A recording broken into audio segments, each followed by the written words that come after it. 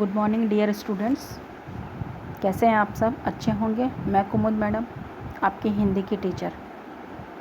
आज हम नया लेसन पढ़ने जा रहे हैं। लेसन नंबर 8, माँ कहे एक कहानी। ये है एक कविता या काव्य। इनके रचयिता जो हैं, इस काव्य के रचयिता जो हैं वो मैथिली शरण गुप्त हैं। सबसे पहले हम ये येलो बॉक्स पढ़ेंगे। राष्ट्रकवि मैथिली शरण गुप्त का जन्म सन 1886 में चिरगांव जिला झांसी उत्तर प्रदेश में हुआ था। बचपन से ही कविता में उनकी रुचि थी। आचार्य महावीर प्रसाद द्विवेदी की प्रेरणा से वे खड़ी बोली की ओर मुड़े और उनकी कविता में निखार आया। उन्होंने अपनी कविता में भारतीय जीवन को समग्रता से समझने एवं प्रस्तुत करने का प्रयास किया। खड़ी बोली हिंदी के आरंभिक उपन्यायकों में से एक है। साकेत गुप्त जी द्वारा लिखित महाकाव्य है। इसके अतिरिक्त यशोधरा, पंचवटी, भारत भारती तथा जयद्रथ वध आदि इनकी मुख्य काव्य कृतियाँ हैं।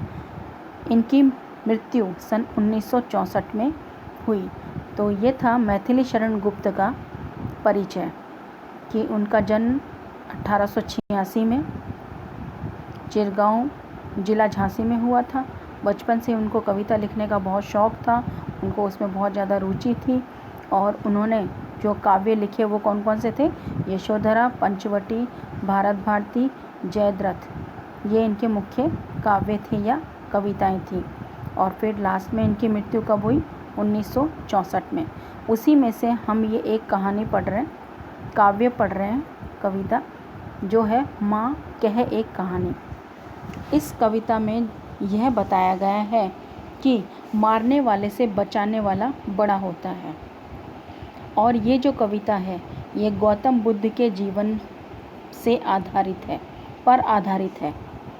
संवाद शैली की इस कविता में गौतम बुद्ध के बचपन की एक घटना का उल्लेख किया गया है, जिसमें उनका पुत्र राहुल माँ यशोधरा से राजकुमार सिद्धार्थ की उसी कहानी को दोहराने का आग्रह करता है। दोहराना मतलब रिपीट करने के लिए बोलता है, जिससे उपयुक्त उक्ति परिभाषित हुई है। मतलब ये कहा गया है कि माँ कहे एक कहानी। इस संवाद में सिद्धार्थ की पत्नी यशोधरा और पुत्र राहुल के बीच होता है। मतलब ये जो बातचीत होती है, इस कविता के अंदर जो भी बातचीत होती है वो यशोधरा किसकी? राहुल की माँ यशोधरा और पुत्र राहुल, उनके बीच की ये बातचीत है या संवाद है। सिद्धार्थ ही आगे चलकर क्या कहलाए? बुद्ध कहलाए थे। तो हम ये अपनी कविता शुरू करते हैं। माँ कहे एक कहानी। बेटा समझ लिया क्या तूने मुझको अपनी नानी? राहुल यशोधरा से कहता है, माँ एक कहानी सुनाओ ना। तो यशोधरा कहती है, यशोधरा कौन है? माँ है। वो कहती है, बेटा तूने मुझे अपनी नानी समझ लिया है क्या? क्यों? क्योंकि छोटे बच्चों को नानी और दादी ही कहानियाँ सुनाती हैं। नंबर 2, कहती है मुझसे यह चेटी, तू मेरी नानी की बेटी। कह माँ कह लेटी ही लेटी, राजा था या रानी, माँ कह एक कहानी। अब चेटी मतलब दासी, ठीक है। चेटी मतलब क्या होता है? दासी। यह दासी मुझसे कहती है कि तुम मेरी नानी की बेटी हो। मतलब तुम मेरी नानी भले ना हो लेकिन उनकी बेटी तो हो, इसलिए माँ मुझे कहानी सुनाओ ना। तुम लेटे लेटे ही मतलब सोते सोते ही तुम मुझे कहानी सुनाओ। एक राजा था या एक रानी थी। तू है हठी मानधन मेरे, सुन उपवन में बड़े सवेरे, तात भ्रमण करते थे तेरे, जहाँ सुर भी मन माने, जहाँ सुर भी मन माने, हाँ माँ यही कहानी। तू है हठी, हठी मतलब जिद्दी, मानधन मतलब पुत्र और तात मतलब पिता, सुरभि मतलब खुशबू और मनमानी मतलब कि मनपसंद। तू है हठी मानधन मेरे कि मेरे बेटे तू बहुत ज़्यादा जिद्दी है। अच्छा तो सुन, ठीक है, मैं तुझे कहानी सुनाती हूँ। एक दिन बड़ी सुबह, मतलब सुबह सुबह अर्ली मॉर्निंग, तेरे पिताजी बगीचे में घूम रहे थे। तात भ्रमण करते थे तेरे, जहाँ सुरभि मनमानी। उस समय वातावरण में जो मनपसंद खुशबू फैली रहती थी, मतलब सुबह का जो वातावरण होता था वो बहुत ही अच्छा होता था। जहाँ सुरभि मनमानी, हाँ माँ यही कहानी, कि हाँ माँ तुम मुझे यही कहानी तुम मुझे सुनाओ। समझ में आया आपको? वर्ण वर्ण के फूल खिले थे, झलमल कर हिम बिंदु झिले थे, हल्के झोंके हिले मिले थे, लहराता था पानी, लहराता था पानी, हाँ हाँ यही कहानी। अब वो कह रहा है कि माँ कह रही है अपने बेटे राहुल से कि बगीचे में तरह तरह के वर्ण वर्ण मतलब अलग अलग तरीके के फूल खिले हुए थे। हिम बिंदु मतलब ओस की जो बूंदें होती ना, उनको हिम बिंदु कहते हैं। बगीचे में तरह तरह के रंगों वाले बहुत सारे अलग अलग फूल खिले थे। उन पर ओस की बूंदें चमक रही थी। जब सूर्य की पहली किरणें गिरती हैं तो जो हिम बिंदु होते हैं या जो ओस की बूंदें होती है वो उनके ऊपर पानी गिरने से वो चमकने लगती है। हवा के हल्के हल्के झोंकों से फूल हिल रहे थे और जो टहनियों पे जो फूल लगे थे, पत्ते लगे थे, वो हवा के हल्के हल्के मंद मंद, हवा धीरे धीरे जब चल रही थी तो वो धीरे धीरे वो हिल रहे थे। उन पर ओस का पानी लहराता था और उन पत्तों पर या पंखुड़ियों पर, फूल की पंखुड़ियों पर जो ओस के हिम बिंदु थे, ओस की जो बूंदें थी, वो धीरे धीरे लहर आ रही थी। हाँ हाँ माँ तुम मुझे यही कहानी सुनाओ। तो राहुल पूछता है, राहुल ने पूछा क्या उन पर पानी लहराता था, मतलब क्या पानी उन जो ओस की बूंदें वो पत्तों पर लहरा रही थी? तो वो कहती है हाँ माँ मुझे यही कहानी सुननी है। गाते थे खग कल कल स्वर में, सहसा एक हंस ऊपर से, गिरा बिद्ध होकर खग शर से, हुई पक्ष की हानि, हुई पक्ष की हानि, करुणा भरी कहानी। गाते थे खग, खग मतलब पक्षी, कल कल मतलब मधुर स्वर में या मधुर आवाज़ में, सहसा मतलब अचानक, बिद्ध मतलब बिदा हुआ, तीर से छेदा हुआ, खग मतलब पक्षी, शर मतलब बाण और पक्ष मतलब उनके पंख, करुणा मतलब दया।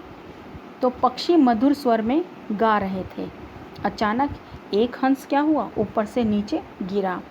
वह पक्षी बाण से बिद्ध होकर, मतलब कि तीर उस पक्षी के ऊपर लगा हुआ था, उसका एक पंख जो था वो है घायल हो गया था, नीचे गिर गया।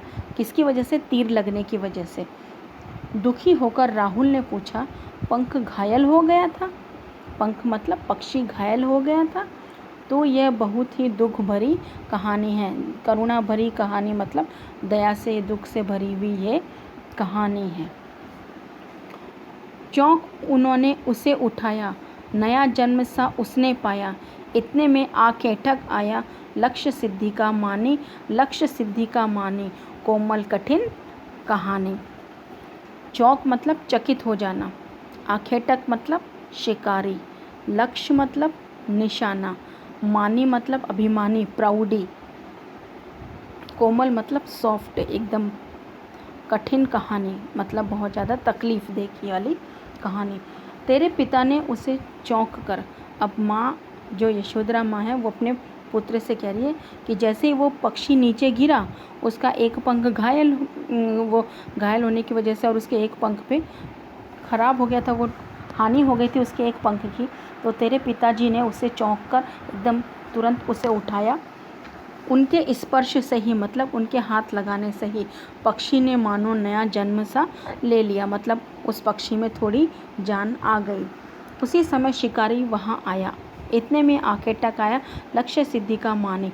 उसी समय वहाँ पर आखेटक किया, शिकारी वहाँ आया और उसने क्या बोला, वो अपने इतने गर्व से बोल रहा था कि उसका निशाना कितना बिल्कुल सही लगा है इस पक्षी, और उसने इस सही निशाने से उस पक्षी को मार दिया है, मतलब घायल कर दिया है। क्या अचूक निशाने का अभिमानी, यह तो कोमल पर कठोर कहानी है। लक्ष्य सिद्धि का मानी क्या तुम इतने अभिमानी हो गए हो कि तुम्हारी जो ये कहानी है यह तो बहुत ही ज़्यादा कोमल पक्षी के ऊपर तुम्हारी ये कठोर कहानी है। मांगा उसने आहत पक्षी, तेरे तात किंतु थे रक्षी।